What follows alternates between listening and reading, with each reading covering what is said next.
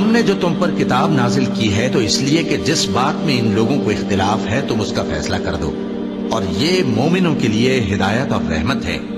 اور اللہ ہی نے آسمان سے پانی برسایا، پھر اس سے زمین کو اس کے مرنے کے بعد زندہ کیا، بے شک اس میں سننے والوں کے لیے نشانی ہے۔ اور تمہارے لیے چوپایوں میں بھی مقام عبرت و غور ہے کہ ان کے پیٹوں میں جو گوبر اور لہو ہے اس کے درمیان سے نکال کر ہم تم کو خالص دودھ پلاتے ہیں جو پینے والوں کے لیے خوشگوار ہے، اور کھجور اور انگور کے میووں سے بھی تم پینے کی چیزیں تیار کرتے ہو کہ ان سے شراب بناتے ہو اور عمدہ رزق کھاتے ہو۔ جو لوگ سمجھ رکھتے ہیں ان کے لیے ان چیزوں میں نشانی ہے۔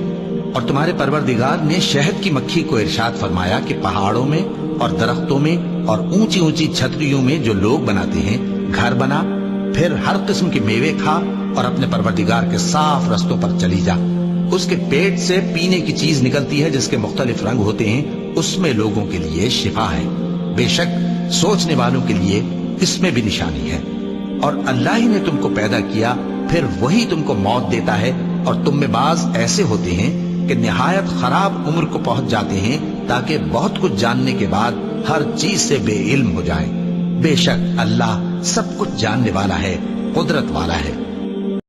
زمین میں جتنے لوگ ہیں سب اسی سے مانگتے ہیں، وہ ہر روز کسی نہ کسی کام میں ہوتا ہے۔ تو تم اپنے پروردگار کی کون کون سی نعمت کو جھٹلاؤ گے؟